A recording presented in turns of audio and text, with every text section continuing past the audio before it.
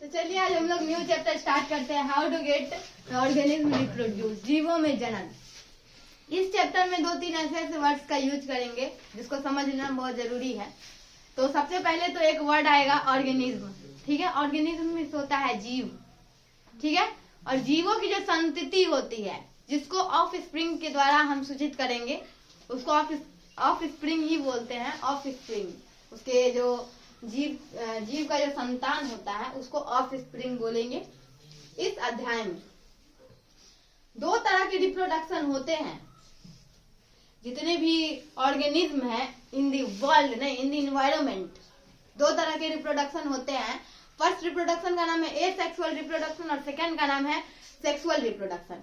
Third reproduction भी होता है बाइसेक्सुअल रिप्रोडक्शन। लेकिन इसके बारे में हम लोग क्लास 10th में अध्ययन नहीं करेंगे, ये उच्चतर कक्षाओं के लिए है, इसलिए उच्चतर कक्षा में इसका अध्ययन करेंगे। तो अभी जिस कक्षा में वही कक्षा तक रहते हैं। सेक्सुअल रिप्रोडक्शन जिसको हिंदी में कहते हैं लैंगिक जनन। दूसरा है एसेक्सुअल रिप्रोडक्शन जिसको हिंदी में कहते हैं अलैंगिक जनन, ठीक है। दोनों का मीन्स क्या होता है? सेक्सुअल रिप्रोडक्शन मीन्स होता है कि वैसा रिप्रोडक्शन जिसमें दो ऑर्गेनिज्म जो होता है इन्वॉल्व होता है। 2 ऑर्गेनिज्म मीन्स कोई एक कास्ट का ऑर्गेनिज्म नहीं होना चाहिए, एज अ मेल और एज अ फीमेल। एक मेल और एक फीमेल जेमेट जब तक नहीं मिलेगा तब तक सेक्सुअल रिप्रोडक्शन नहीं होगा, ठीक है। और एसेक्सुअल रिप्रोडक्शन जो है इसमें 2 जेमेट्स का जरूरी नहीं है, एक मेल और फीमेल का जरूरी नहीं है, कोई अकेला ही इस रिप्रोडक्शन को कर सकता है। इस रिप्रोडक्शन में ऐसा नहीं है कि भाई मेल है तो उसको फीमेल का जरूरत है और जो फीमेल है उसको मेल का जरूरत है, ऐसा नहीं होता है एसेक्सुअल रिप्रोडक्शन में, ठीक है। तो पहले हम लोग एसेक्सुअल रिप्रोडक्शन के कुछ एग्जांपल्स को जान लेते हैं। एसेक्सुअल रिप्रोडक्शन का एग्जांपल हो गया, जैसे चलते हैं थोड़ा एग्जांपल में गहराई से, जैसे मेढक हो गया, ठीक है, उसमें एसेक्सुअल रिप्रोडक्शन होता है, ठीक है। फिश हो गया, उसमें भी एसेक्सुअल रिप्रोडक्शन होता है। उसके बाद ये जो है सेक्सुअल रिप्रोडक्शन ये होता है ह्यूमन बीइंग में, ठीक है। ज्यादातर एग्जांपल्स में तो ह्यूमन बीइंग ही पढ़ना है, बुक में भी ह्यूमन बीइंग ही पढ़ना है। इसके बाद आगे चलते हैं एसेक्सुअल रिप्रोडक्शन का टाइप्स पे। एसेक्सुअल रिप्रोडक्शन जो होते हैं वो 6 तरह के होते हैं, ठीक है। Fission, budding, spore formation, regeneration, fragmentation, vegetative propagation, ठीक है। इन 6 का हिंदी लिखा हुआ है विखंडन, मुकुलन, बीजाणु जनन, पुनर्जनन, खंडन, कायिक प्रबंधन, ठीक है। इस सब का बारे में एक एक करके अध्ययन करते हैं। सबसे पहले है फिजन। ये जो फिजन है ना ये 2 तरह का होता है। एक होता है बाइनरी फिजन और दूसरा होता है मल्टीपल फिजन।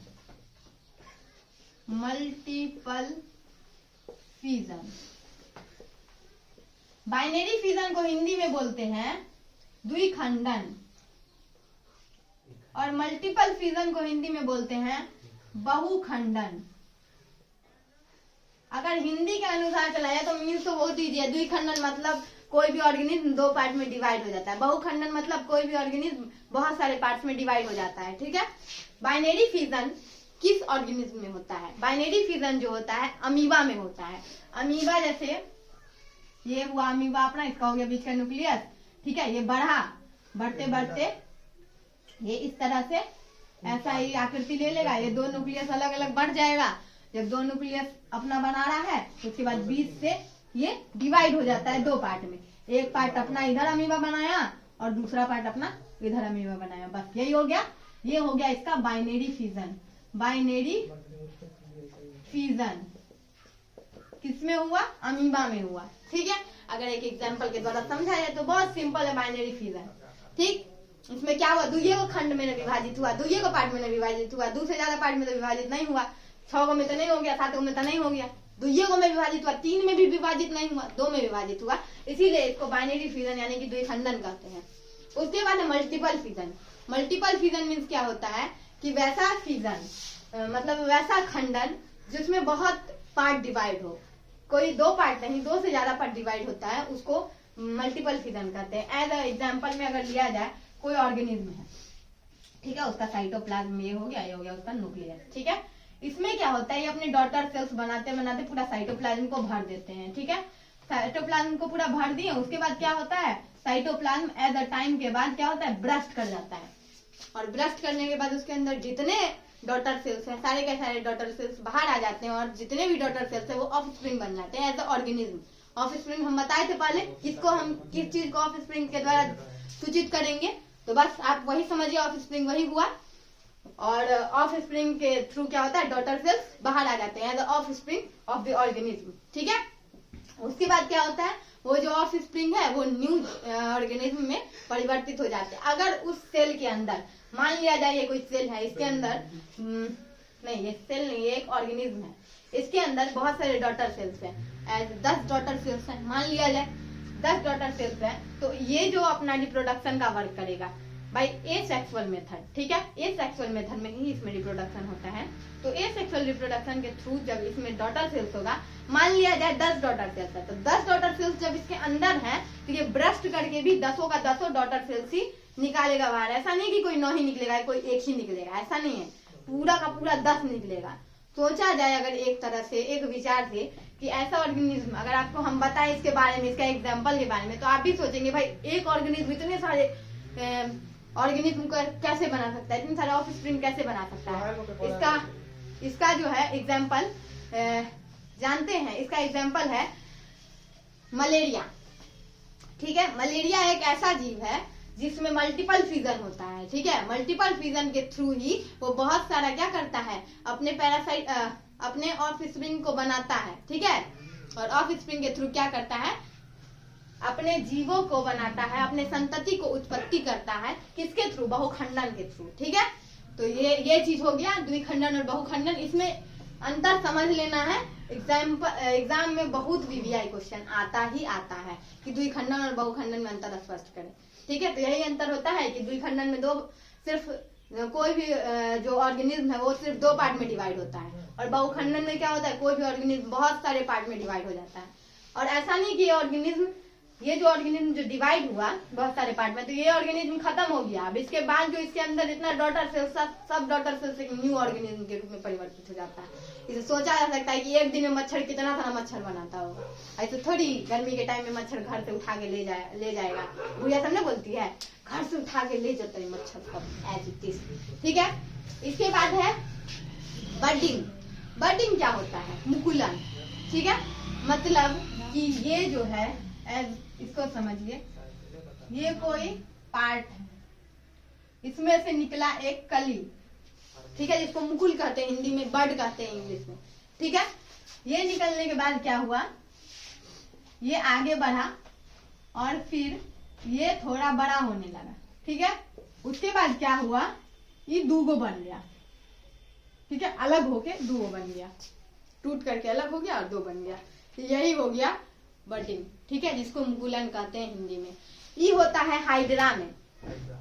ठीक है, हाइड्रा में मुकुलन होता है, दिमाग में घुसा लीजिए, हाइड्रा में बडिंग होता है। ठीक है, बडिंग का प्रोसेस बहुत सिंपल है। हाइड्रा जो एक जीव है, हाइड्रा जो एक जीव है उसमें कहीं से भी एक बड निकलता है। ठीक है, उसमें कहीं से भी एक मुकुल निकलता है, अगर हिंदी में बोला जाए तो। वो जो बड होता है वो क्या करता है, धीरे धीरे अपना साइज को बड़ा करता है, साइज को बड़ा करने के बाद वो 2 पार्ट में डिवाइड हो जाता है, यानी 2 बड बना लेता है, अपना 2 ऑर्गेनिज्म बना लेता है। एक ऑर्गेनिज्म अपना 2 ऑफस्प्रिंग बना सकता है, 2 या उससे अधिक भी बना सकता है। ठीक है, इस प्रोसेस के थ्रू, बडिंग के थ्रू। ठीक है, बडिंग समझ में आएगा किसमें किसमें होता है। उसके बाद है स्पोर फॉर्मेशन। स्पोर फॉर्मेशन जो होता है वो बीजाणु जनन, उसको हिंदी में कहते हैं। ये होता है ब्रेड के मोल्ड में। ठीक है, पेनिसिलियम एक दवा है, सुने होंगे आप लोग पेनिसिलियम। ठीक है, पेनिसिलियम जो होता है वो एक ऑर्गेनिज्म से बना होता है, वो एक जीवित ऑर्गेनिज्म होता है जिसका नाम है, उसका भी नाम पेनिसिल है। ठीक है, उसका नाम पेनिसिल है, और उससे बनता है पेनिसिलियम दवा। तो पेनिसिल जो होता है वो भी स्पोर फॉर्मेशन ही करता है। अब दवा के बारे में हम बता दें कि दवा का नाम है पेनिसिलियम, तो जानना तो जरूरी ना है कि भाई वो ऑर्गेनिज्म कैसा होगा, थोड़ा जिज्ञासा बढ़ रहा है अगर, तो देखिए वो कैसा होता है, बहुत मस्त होता है वो ऑर्गेनिज्म, ज्यादा मतलब फूल जैसा होता है, वो ऐसा होता है। ठीक है, उसमें इस तरह से निकला हुआ रहता है, ऐसा ऐसा ऐसा ऐसा सब में बना हुआ रहता है। ठीक है, इसी शेप का होता है पेनिसिलियम। ठीक है, ये क्या करता है कि इसके ऊपर जो होते हैं स्पोर्स होते हैं बहुत सारे, वो जो स्पोर्स होते हैं वो किसी ऐसे सिचुएशन में, जिस सिचुएशन में उसको अच्छा टेम्परेचर मिल रहा है, जिस सिचुएशन में उसको अच्छा वाटर मिल रहा है, जिस सिचुएशन में उसको अच्छा ह्यूमिडिटी मिल रहा है, तो इन सारे सिचुएशंस को देखते हुए वे क्या करते हैं, ब्रस्ट कर जाते हैं। ब्रस्ट करने के बाद क्या होता है, जितना भी स्प्रीड है उसके अंदर, जितना भी स्प्रीड है वो सारा का सारा क्या होता है, एयर के थ्रू सारे जगह पर स्प्रीडिंग उसका हो जाता है। जितना भी उसके अंदर स्पोर है वो सारा का सारा स्प्रीड हो जाता है पूरे एयर के थ्रू। जहां जहां स्प्रीड होता है वहां वहां पर वही नया नया जीव, नया नया ऑर्गेनिज्म क्या होता है, हो जाता है। ठीक है, बहुत सिंपल था स्पोर फॉर्मेशन। उसके बाद क्या है, रीजेनरेशन। रीजेनरेशन क्या है, बहुत सारा सीरियल सब देता था। ठीक है, आयु मतलब वो आदमी मर गया फिर वो आदमी जिंदा होके आ गया, ऐसा। ठीक है, बस वही समझ लेना है रीजेनरेशन में कि आदमी को लो, इसको काट दो, फिर ये जितना काटा वो सब अपना बन जाएगा। ये होता है प्लेनेरिया में। ठीक है, ये जो अभी हम बता रहे हैं रीजेनरेशन, वो होता है एक ऑर्गेनिज्म, उसका नाम है प्लेनेरिया में। मान लो प्लेनेरिया में खूबसूरत सा बना देते हैं, समझ में अच्छा आएगा। ठीक है, ये है प्लेनेरिया। ठीक, इसमें आँख का नाक बनाए थे। ठीक, प्लेनेरिया क्या किया, हम लोग एक खुरफात बच्चा गया, प्लेनेरिया को तोड़ के ले आया, प्लेनेरिया को ऐसे काट दिया, ऐसे काट दिया, 3 भाग में काट दिया। तीनों भाग जो है, ये भाग भी नहीं का एगो प्लेनेरिया बना लिया, यो भाग नहीं का एगो प्लेनेरिया बना लिया, यो भाग नहीं का एगो प्लेनेरिया बना लिया। यही हो गया रीजेनरेशन। समझ में आया? मतलब कोई भी ऑर्गेनिज्म जो है, कोई भी जीव जो है, प्लेनेरिया एक जीव है जिसमें रीजेनरेशन का क्रिया होता है। तो प्लेनेरिया जो जीव है उसमें क्या होता है कि उसको किसी भी पार्ट से अगर काट दिया जाए, नीचे से काट दिया जाए, ऊपर से काट दिया जाए, कहीं से भी काट देंगे तो वो जहाँ जो चीज कट के हट जाता है, अलग हो जाता है, वो भी एक न्यू ऑर्गेनिज्म हो जाता है। उसमें यही रिप्रोडक्शन, उसमें इसी तरह से रिप्रोडक्शन होता है। ये सेक्सुअल रिप्रोडक्शन थोड़ी सेक्सुअल है। ठीक है, बहुत सिंपल था। उसके बाद क्या है, फ्रेगमेंटेशन, जिसको कि खंडन कहते हैं। ये तो और इजी है, ये होता है स्पाइरोगायरा में। ठीक है, स्पाइरोगायरा होता है कैसा पता है, यह है ऐसे ऐसे लकड़ी वाला जो काम करता है ना, बड़ा ही सब, वो सब क्या करता है ना कि बहुत सुंदर सा अथी बना देता है, टेबुल उबुल, उसके ऊपर से सुंदर सुंदर पट्टी लगाता है, तो वही पट्टी है स्पाइरोगायरा। ठीक है, वो पट्टी नहीं है, हम ऐसे बता रहे हैं, वही है, उसी तरह का होता है इसका शेप, इसमें रहता है इसका शेप। या हम भी बुंदा बुंदा बनाया था, अच्छा डिजाइन बना दो, वही हो गया स्पाइरोगायरा। ठीक है, डिजाइन। ठीक, इसमें क्या होता है कि इसको भी क्या करता है फ्रेगमेंटेशन में, कि इसको भी यहाँ से काट दो, यहाँ से काट दो, ये खुद ब खुद खंडित होता है, इसको काटना नहीं पड़ता। ये खुद ब खुद खंडित होकर के क्या करता है, यानी खुद ब खुद टूट करके क्या करता है, ये 3 पार्ट बना, ये तीनों पार्ट अलग अलग ऑर्गेनिज्म बन जाता है, ऐसा। ठीक है, तो ऐसा जो होता है स्पाइरोगायरा में होता है, ब्रेड मोल्ड्स में होता है, और फंगस में भी होता है, फंगी में। ठीक है, और एक पेड़ हुआ करता था जो पेड़ की गायब हो गया। ठीक है, वो पेड़ का नाम था फर्न। ठीक है, फर्न एक पेड़ हुआ करता था न्यूजीलैंड में। न्यूजीलैंड का जो खिलाड़ी सब खेलता है ना, उसके टी शर्ट पे एक सिंबल बना हुआ रहता है, जो सिंबल वही फर्न का पेड़ का था। ठीक है, वही फर्न का पेड़ जो भी पेड़ जो था वो भी इसी तरह से अपना वर्क करता है, नहीं स्पोर फॉर्मेशन में वो करता है। फ्रेगमेंटेशन जो होता है स्पाइरोगायरा में होता है, ब्रेड मोल्ड्स में होता है, मेसोस में होता है। ठीक है, उसके बाद क्या है, वेजिटेटिव प्रोपेगेशन। वेजिटेटिव प्रोपेगेशन में क्या होता है, कायिक प्रबंधन। ये जो है बहुत मस्त है, इसमें अगर कोई किसान होगा ना, वो बहुत अच्छा से इसको समझेगा कायिक प्रबंधन को। कायिक प्रबंधन जो होता है 3 तरह का होता है, कटिंग, लेयरिंग और क्राफ्टिंग। ठीक है, कटिंग, लेयरिंग और ग्राफ्टिंग, ये तीनों तरह में बहुत अच्छा चीज से समझ में आएगा। तीनों तरह को बहुत बहुत अच्छे से समझेंगे।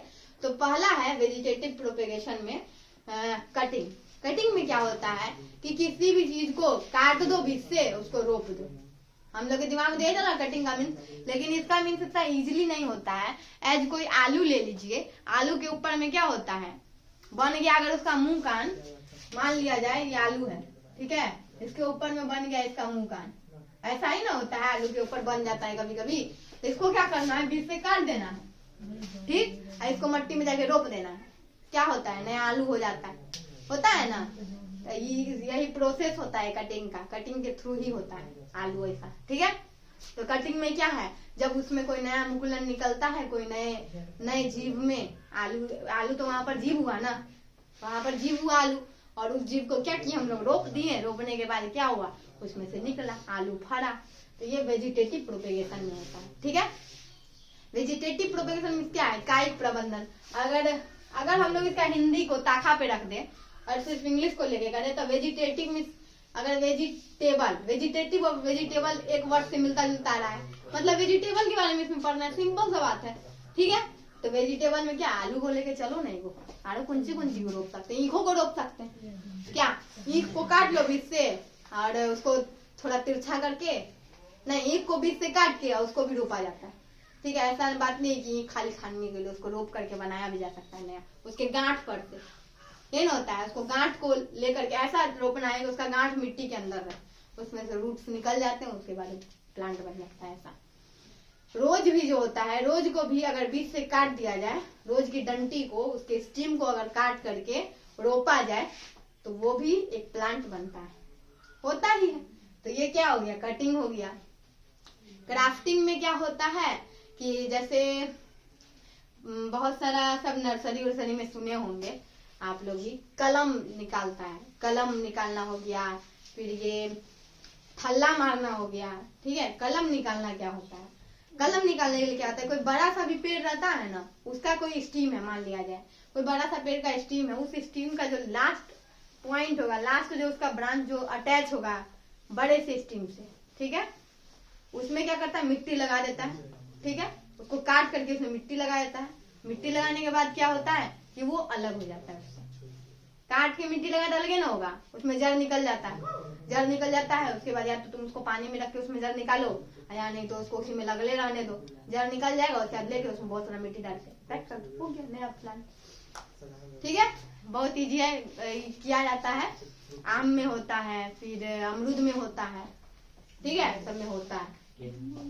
उसके बाद इसका और एग्जाम्पल अगर ले लिया जाए तो और एग्जाम्पल में क्या हो जाएगा कि जिसमें कलम का एक हो गया, कलम निकालना, और एक बोले हम थल्ला मारने वाला भी। तो थल्ला मारने के लिए क्या होता है कि जब कोई पेड़ छोटा रहता है, बड़ा भी हो जाता है, तो उसको इस शेप में उखाड़ा जाता है कि उसका जड़ उससे अलग ना हो, ठीक है, जड़ अलग ना हो, इस शेप में उखाड़ा जाता है, और उसको उस मिट्टी के द्वारा ही बांध दिया जाता है। इस तरह से बांधा जाता है कि सोच सकते हैं कि वो जो पेड़ होता है वो मतलब सूखता भी नहीं है 10 दिनों तक, जो नर्सरी में रहता है थोड़ी रोप के रख ले रहता है, सूखता भी नहीं है 10-20 दिनों तक, जितना दिन तक बिके हो, ठीक है। जैसे केला का पेड़ में ऐसा किया जाता है, ठीक है, उसको जितना दिन तक रख सको आप, बस यही है कि उसका थल्ला अच्छा से लगना चाहिए, ना तो गया पेड़ तेल लेने, ठीक है, ऐसा होता है। तो हम लोग तो सब इन्वायरमेंट में रहते तब ना समझ जाते सब चीज को इजिली। इसके बाद क्या है, कटिंग हो गया, लेयरिंग हो गया। लेयरिंग में एगो प्लांट होता है जास्मीन का प्लांट, ठीक है। जास्मीन का प्लांट कैसे होता है पता है, बनाते हैं, बहुत गंदा सा फिगर, देख लीजिए, समझ में तो आ जाएगा, कहीं तो बहुत बड़ी बात नहीं आएगी। जैसे यह है उसका जड़, ठीक है, यह निकला, इनमें से गया ऊपर, इनमें से गया ऊपर, ठीक है। यह मिट्टी का लेवल दिख रहा है कि अटैच हो रहा है मट्टी में, नहीं दिख रहा है तो हम अटैच कर देते हैं, ठीक है। मट्टी में जब अटैच हो गया तब हम लोग क्या किए, इसमें जड़ बन जाता है, मट्टी में अटैच होने के बाद यहाँ पर से जड़ बन गया। तो आदमी सब क्या करता है, नहीं करता है तो कर लो, यहाँ पर से काट के उसको अगर अलग कर देगा, यहाँ पर से काट के अलग कर देगा, तो 2 नया पेड़ बन गया तुम्हारा, जाके दे दो किसी को, रोप लेगा। समझ में आया, बहुत में होता है, हाँ, क्राइसेंथेसिस में भी होता है, गुलदाउदी में होता है, फिर डालिया में होता है, पान का पेड़ में भी ऐसा होता है, पूरा पान का पेड़ ही वैसा रहता है, गेहूं से काट के ले जाके दे दो। हाँ, मनी प्लांट में भी वैसा होता है। खाना बहुत सिंपल, लेयरिंग। उसके बाद होता है क्राफ्टिंग, ये जो है ये बहुत मस्त है, ठीक है, इससे ज्यादा सिंपल कुछ नहीं है। इसमें क्या होता है कि जितना दिमाग है ना अपना, उस दिमाग को उस चीज के पीछे लगा दो, कुरफात वाला दिमाग। कुरफात वाला दिमाग में कहीं से लेके आओ भाई कि इसको काट के हटा देंगे, उसको काट के लगा देंगे तो क्या होगा, तो कुछ सोचते हैं ना, तो वही करता है। उसमें क्या करता है, नीचे वाला प्लांट दूसरा लेता है, और मतलब उसका जड़ दूसरा होना चाहिए, दूसरा पेड़ का, और उसका सूट जो होता है वो दूसरा पेड़ का होना चाहिए। यानी रूट दूसरा पेड़ का और सूट दूसरा पेड़ का। और दोनों को क्या करेगा, मिट्टी लगा करके ज्वाइंट कर देगा। उसके बाद क्या करेगा, कपड़ा से चारों तरफ से इतना टाइटली बांध देगा कि बस वो दोनों उसमें जड़, इसका जड़ ऊपर निकलेगा, इसका जड़ नीचे निकलेगा, दोनों अटैच हो जाएगा। पेड़ रहेगा आम का, फरेगा उसमें अमरूद। सही, ऐसा होता है, ठीक है। और चाहो तो करके देख सकते हो, मजा आएगा। क्या मस्त मस्त उगेगा। गुलाब का फूल ले लो, एक रेड कलर का, एक येलो कलर का, ठीक है। रेड कलर का फ्लावर का जड़ ले लो और येलो कलर का उसका सूट ले लो, ठीक है। तो सूट लेने के बाद क्या होगा, यहाँ पर मान लिया जाए ये उसका सूट है और ये उसका रूट है, ठीक है। इसको बीच से अगर ऐसी तरह से अलग कर दिया जाए, ठीक है, ये तो अलग हो गया जड़। इसको क्या करो, यहाँ पर लेकर के मिट्टी के द्वारा अटैच कर लो। उसके बाद इसको कपड़ा से इतना कस के बांध दो, इतना कस के बांध दो कि वो खुलने ना खुलना चाहिए, ना तक खुला तक गया, ठीक है। उसमें पानी अच्छी तरीके से, हाँ मतलब कंपोस्ट मिला के इस तरह से कि वो उसमें जड़ बन जाए, ठीक है। जड़ बनने के बाद क्या होगा कि वो जो प्लांट है वो एक रियल प्लांट बन जाएगा। और रियल प्लांट क्या होगा, आप उसमें कोई भी फ्लावर को उगा सकते हैं, कोई भी फ्लावर उग जाएगा। बस यही था हम लोग का एसेक्सुअल रिप्रोडक्शन में 6 का 6 प्रकार। समझ में आ गया तो बहुत अच्छा बात है, नहीं समझ में आने का तो सवाल ही नहीं उत्पन्न होता है।